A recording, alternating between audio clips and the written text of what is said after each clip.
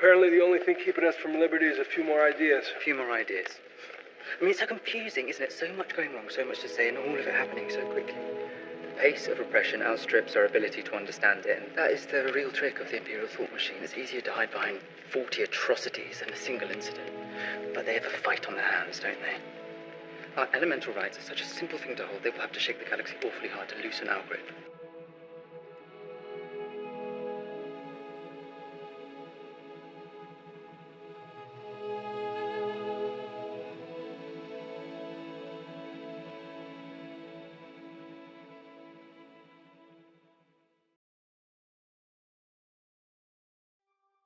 Welcome back to the Dialectic Dose. I'm your host, Austin Constantino. Today, we embark on a journey through time to the 19th century Europe during one of its most tumultuous periods. We'll walk alongside a figure who has been both venerated and vilified, celebrated and caricatured, but rarely understood in his full humanity. Karl Marx, philosopher, economist, journalist, revolutionary, a man whose ideas would change the world, though not always in the ways he anticipated or would have endorsed. Our journey isn't merely biographical. As we trace Marx's life from his birth in Prussia to his death in London, we'll pause to explore the development of his thought in relation to the world-shaking events he witnessed and participated in. We'll see how the material conditions of his own life shaped his understanding of the broader social forces at work in human history. In doing so, we'll clear away the accumulated myths and distortions that have obscured both the man and his ideas. We'll meet not the stern, bearded icon, nor the totalitarian boogeyman, but a complex human being, passionate, flawed, brilliant, and above all, dedicated to human liberation in the face of a system he recognized as fundamentally oppressive. So, let us begin where Marx himself began, in a small town on the western edge of what is now Germany in the early years of the 19th century.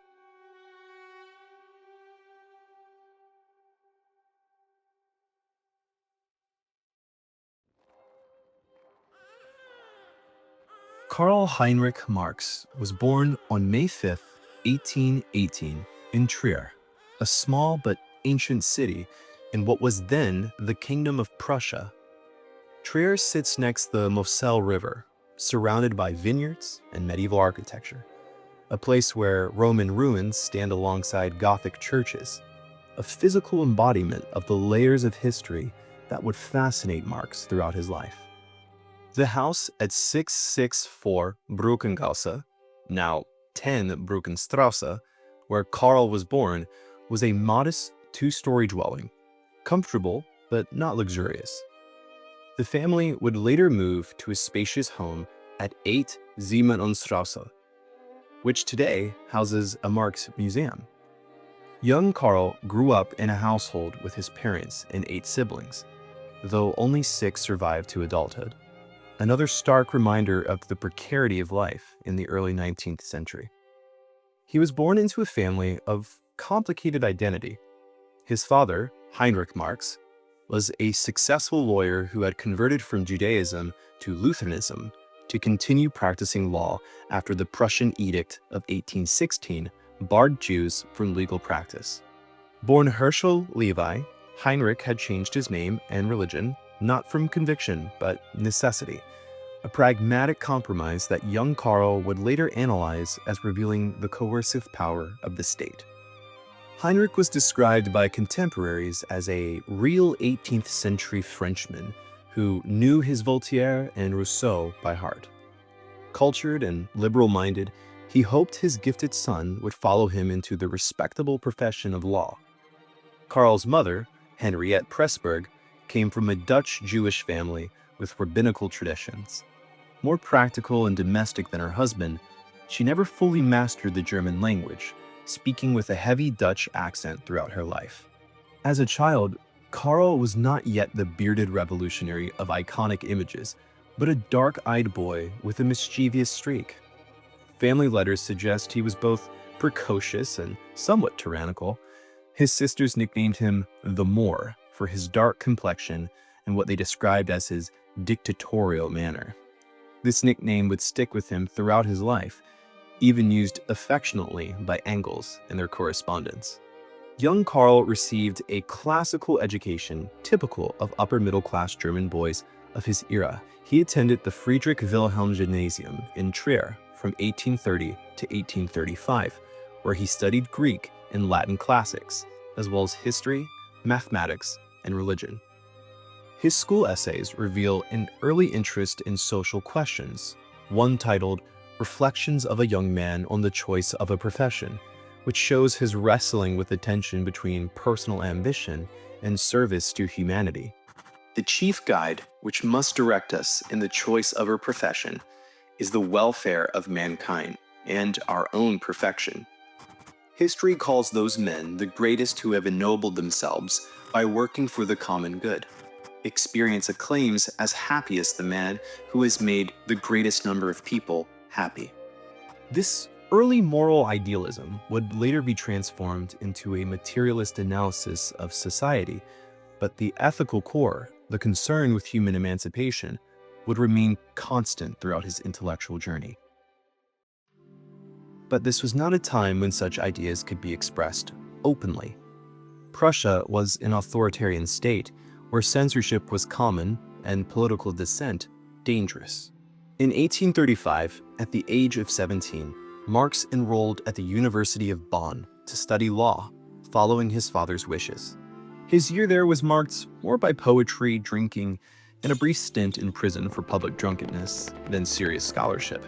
He joined the Poets Club, a group suspected of harboring political radicals, and ran up substantial debts that his father reluctantly paid. Marx also engaged in romantic poetry during this period, writing verses for Jenny von Westphalen, the daughter of a baron and Marx's future wife. After receiving a gunshot wound in a duel, a common practice among university students of the era, his concerned father transferred him to a more serious University of Berlin in 1836.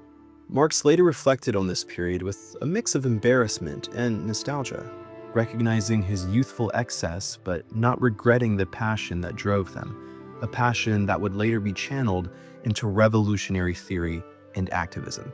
Before leaving for Berlin, Marx secretly engaged to Jenny von Westphalen, 4 years his senior, and from a social class above his own. This match was not viewed favorably by either family initially, but Heinrich Marx eventually gave his blessing, impressed by his son's determination and perhaps recognizing the depth of the young couple's attachments.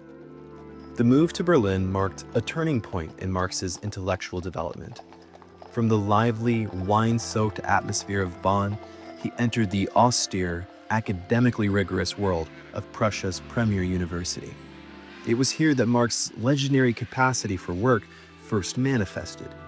He would often study through the night, smoking heavily and filling notebooks with excerpts and reflections. A fellow student later recalled, "Marx was a powerful man of 22 with thick, black hair sprouting from his cheeks, hands, head, and ears. He was domineering, loud, imperious, and filled with boundless self-confidence. He allowed no one to finish a sentence. He was perpetually interrupting. He drank heavily. He passed whole nights in taverns, not in student taverns, but in taverns frequented by the Berlin lower classes, where he drank with them and participated in their crude jokes." Despite these carousing tendencies, Marx's intellectual appetite was voracious.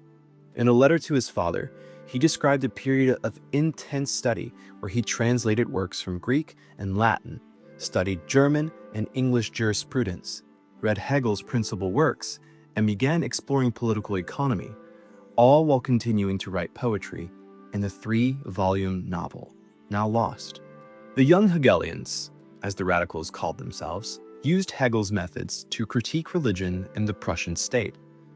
Marx was drawn to them, particularly to the circle around Bruno Bauer, a lecturer in theology who would become a mentor and a friend. Picture the scene.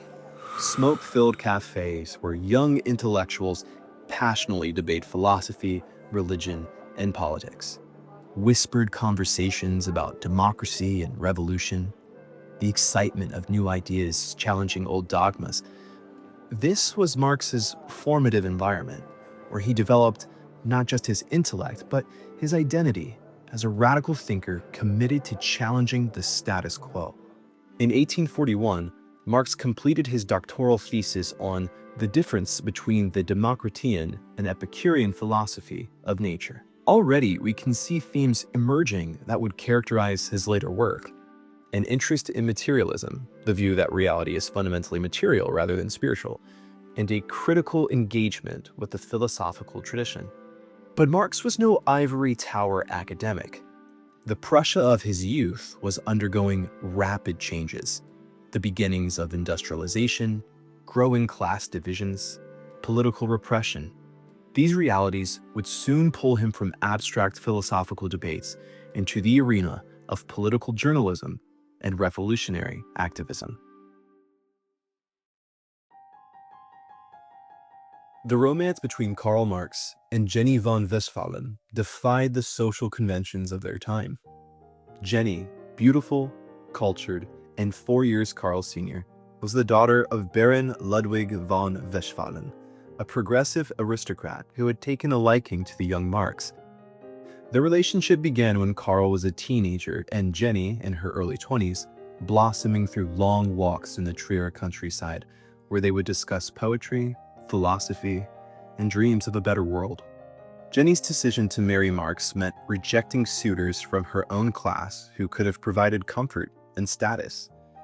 Instead, she chose a path that would lead to poverty, exile, and hardship, but also to partnership in one of history's most consequential intellectual and political projects. Her brother Ferdinand would later remark that she sacrificed herself for her ideal. Their wedding in June 1843 was a modest affair in the Protestant church in Kreuznach, where Jenny's mother lived. Marx's parents were already deceased by this time. His father had died in 1838. His mother would follow in 1863. After the ceremony, Marx wrote to his friend Arnold Rouge, "My wife and I will make a little journey to Switzerland. That is to say, I shall make the journey in the company of my wife, not of my former fiancée, which makes the journey much more interesting." This small joke reveals something of Marx's personality often lost in solemn portraits, his capacity for humor and wordplay that would remain with him even through the most difficult periods of his life. His correspondence with Engels particularly shows this side of him, filled with literary references, satirical observations, and occasional bawdy humor. Shortly after their marriage, the couple moved to Paris. This was not just a change of scenery, but an entrance into one of the most politically vibrant cities in Europe. Paris in the 1840s was a cauldron of radical politics, home to secret revolutionary societies, socialist thinkers, and working-class militancy. The Marx household took up residence at 38 Rue Vanneau in a modest apartment.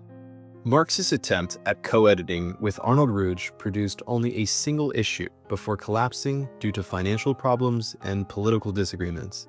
Despite these challenges, the Paris years were intellectually formative for Marx. He spent days in cafés and reading rooms, engaged in passionate debates with other exiled radicals.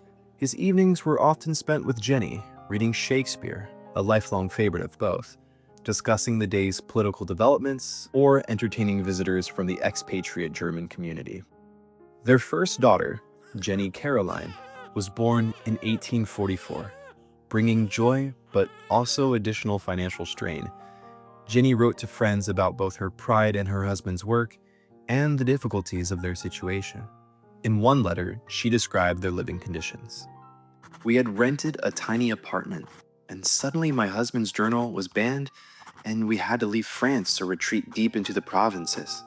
Since we had just had our first baby, we decided to follow the stream of refugees to Brussels." Throughout their life together, Jenny would suffer alongside Marx, yet her beliefs in his work never wavered. She understood the significance of what he was doing, once writing that their personal struggles were petty compared to the great struggles of mankind that occupied her husband's mind.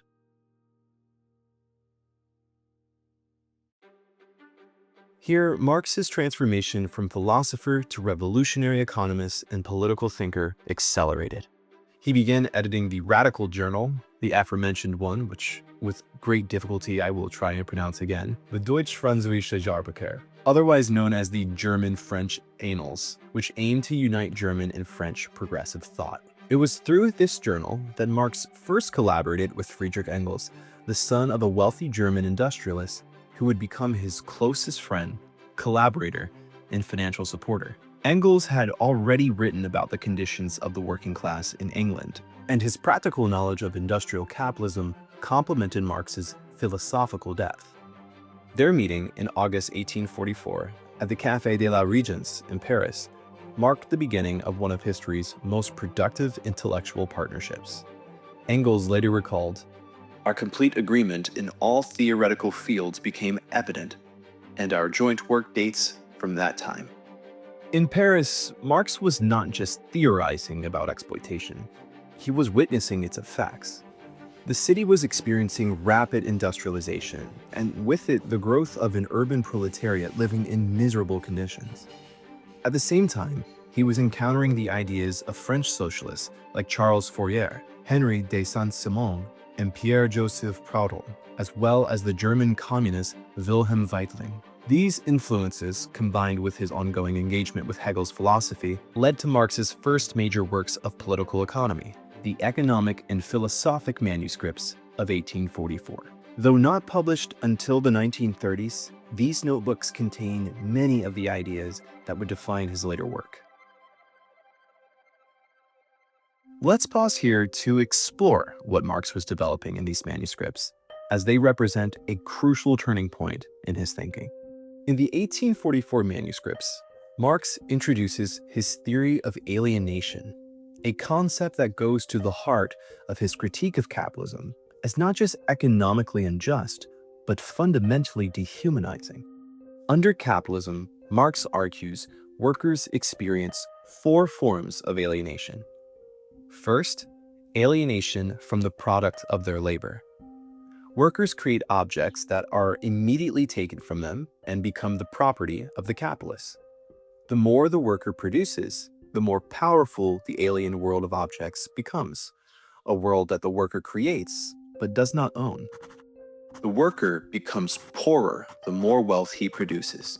The more his production increases in power and extent, the worker becomes an even cheaper commodity than the more commodities he produces.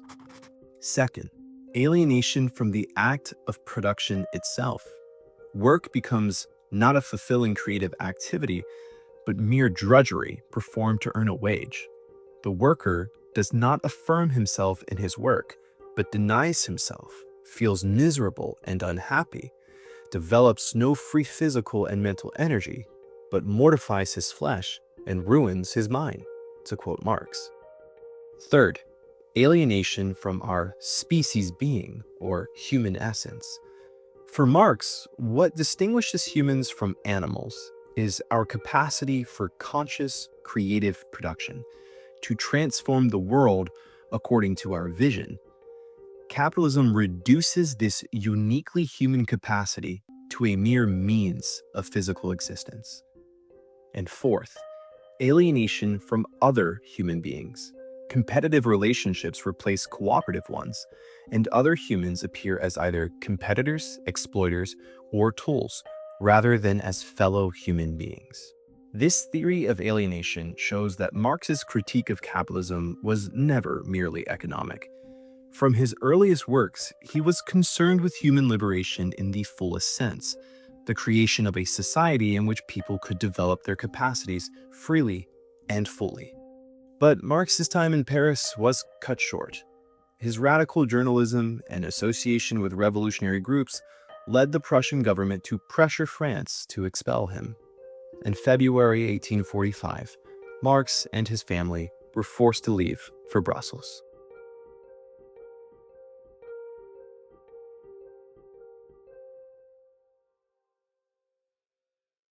Brussels in the mid-1840s was more politically tolerant than Prussia, though Marx had to pledge to avoid publishing on current politics to gain residence. Here, his collaboration with Engels intensified, and they began the work of clarifying their new materialist understanding of history. In 1845, they wrote The Holy Family, a polemic against their former young Hegelian associates. Then, in 1845 and 1846, they produced The German Ideology, which, though also unpublished in their lifetime, represents their first comprehensive outline of historical materialism. Let's take some time to understand this groundbreaking approach, which would form the backbone of all of Marx's later work. Historical materialism represents a revolutionary inversion of idealist philosophy. Where Hegel and the young Hegelians saw history as driven by the development of ideas, Marx and Engels argued that material conditions, how humans produce their means of subsistence, form the base upon which all other aspects of society, politics, law, religion, art, philosophy, are built. In the German Ideology, they explain, the premises from which we begin are not arbitrary ones, not dogmas, but real premises from which abstraction can only be made in the imagination. They are the real individuals, their activity and the material conditions under which they live, both those which they find already existing and those produced by their activity. This approach doesn't deny the importance of ideas, but sees them as emerging from material life, rather than descending from some autonomous realm of pure thought. The production of ideas, of conceptions, of consciousness is at first directly interwoven with the material activity and the material intercourse of men, the language of real life. From this perspective, history isn't driven primarily by great individuals or ideas, but by class struggle, the conflict between classes with opposed material interests, as they would later famously declare in the Communist Manifesto. The history of all hitherto existing society is the history of class struggles. But historical materialism isn't economic determinism. Marx and Engels understood that once created, ideas, institutions, and cultural forms could have their own effects and relative autonomy. Their model is dialectical. Base and superstructure interact and influence each other, though the economic base is ultimately determinate in the last instance. These may sound like abstract theoretical points, but their implications were, and remain, profoundly radical. If social consciousness derives from social being rather than vice versa, then changing society requires not just new ideas, but transformation of the material conditions of life. Revolutionary practice, not just revolutionary theory, becomes essential.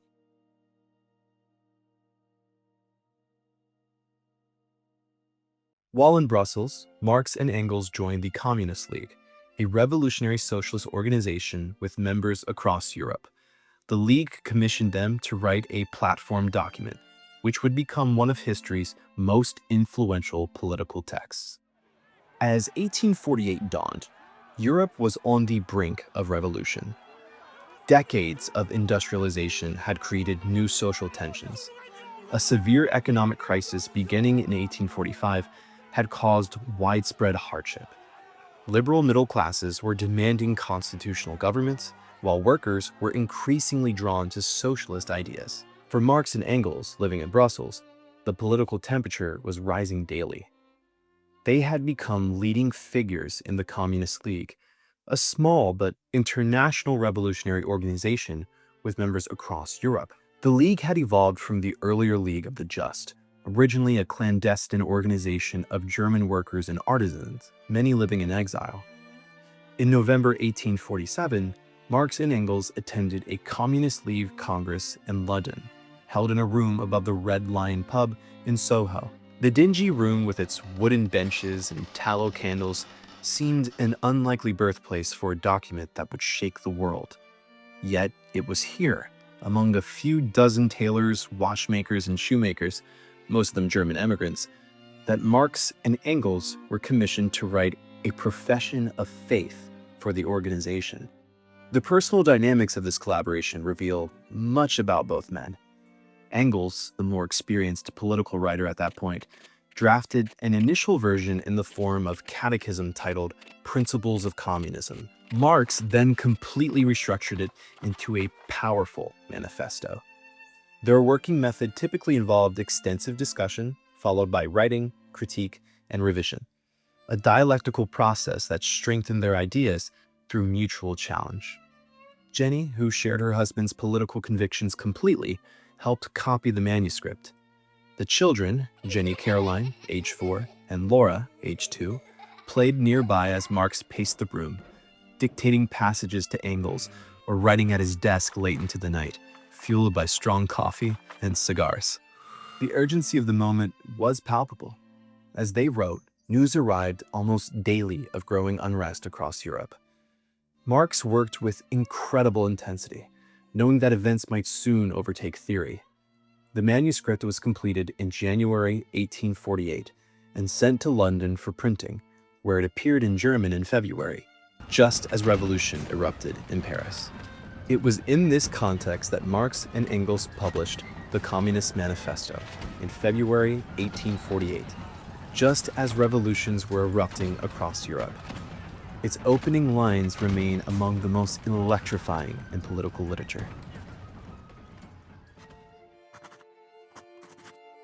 A specter is haunting Europe, the specter of communism.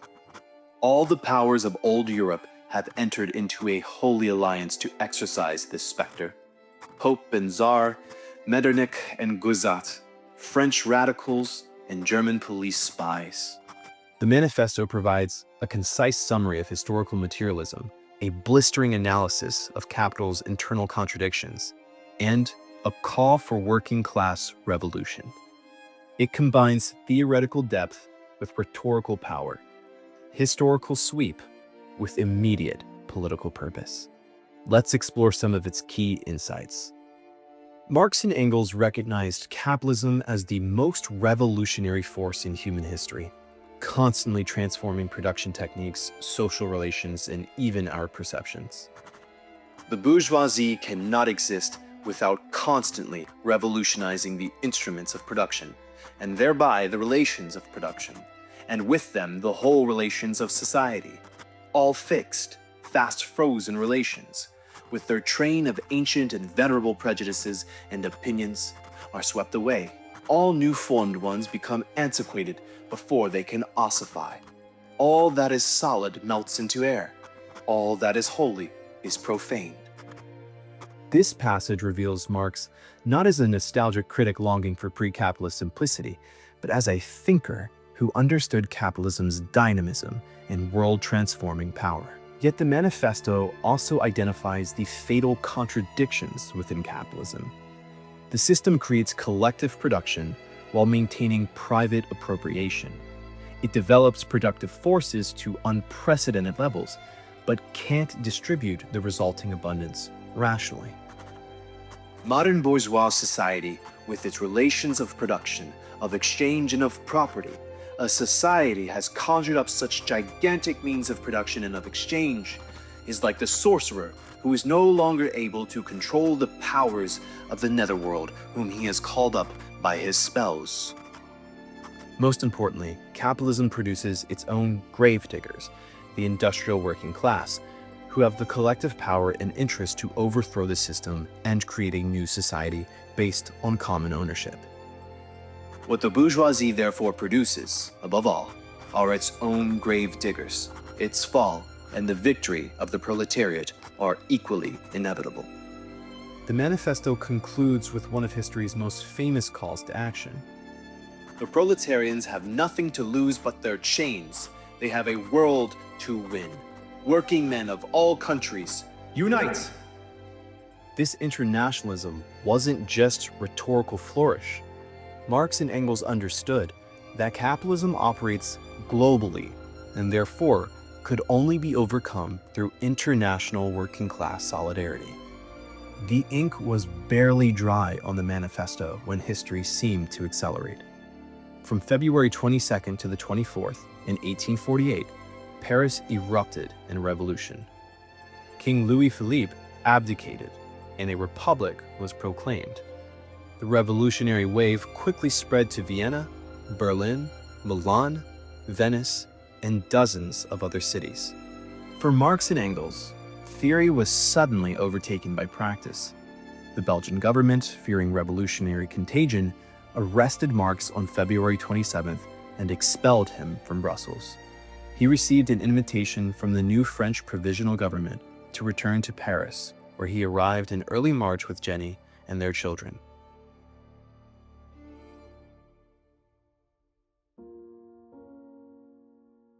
The Marx family found Paris transformed. Trees cut down for barricades, buildings pockmarked with bullet holes, red flags flying from government buildings, and workers' clubs meeting openly throughout the city. The air was charged with revolutionary possibility. But Marx didn't stay long in Paris. When revolution broke out in Germany in March, he and Engels decided they must return to their homeland to participate directly. They traveled to Cologne in April 1848, where Marx had contacts from his earlier journalistic work. In Cologne, Marx founded Neue Rheinische newspaper, subtitled Organ of Democracy, with the slogan, "No payment for the paper until the revolution is victorious." The newspaper began publication on June 1st, 1848. It quickly became the most influential radical publication in Germany, reaching a circulation of 6,000, remarkable for the time. The newspaper's offices at 17 South Agatha Street became a revolutionary headquarters of sorts. Marx worked at a feverish pace, often writing through the night to meet deadlines. Engels served as his deputy, covering military affairs with expertise that earned him the nickname the General among the circle. The life of a revolutionary editor was not without its dangers. Marx was brought to trial twice for his writings, once for insulting officials and once for inciting rebellion. Though acquitted both times, he faced constant harassment from authorities. Police spies monitored his home and office, and he received anonymous death threats. Jenny and the children remained with him through these turbulent months. Jenny, now pregnant with their third child, helped with the newspaper, translating articles from French papers and maintaining correspondence. They lived in modest lodgings at 7 Seislia Strasse, often hosting meetings of democratic activists late into the night. Through the pages of his newspaper, Marx analyzed the unfolding revolution with a clarity few contemporaries can match. He criticized the timidity of the liberal bourgeoisie, who feared the workers more than they desired freedom from aristocratic rule. He advocated for a unified German republic, universal suffrage, and radical democratic rights, while maintaining that true liberation would require social as well as political revolution. But by the autumn of 1848, the revolutionary tide was turning. Counter-revolutionary forces regrouped across Europe.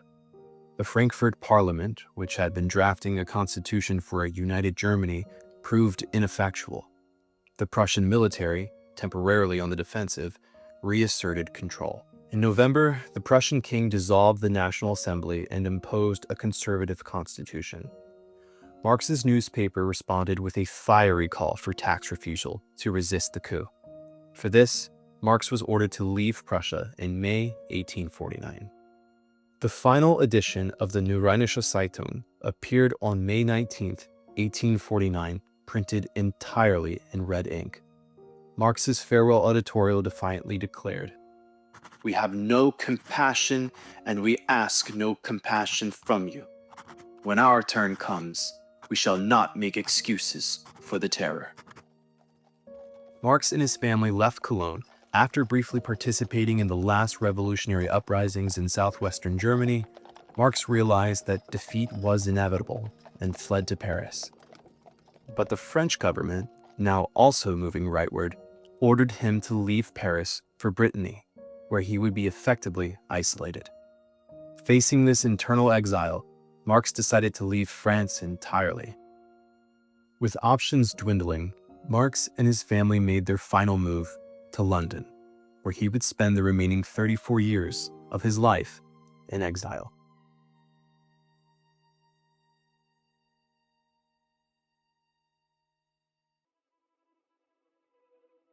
We've followed Karl Marx from his birth in Trier to the tumultuous revolutions of 1848, witnessing his intellectual awakening at university, his exile in Paris, and the development of his revolutionary partnership with Friedrich Engels.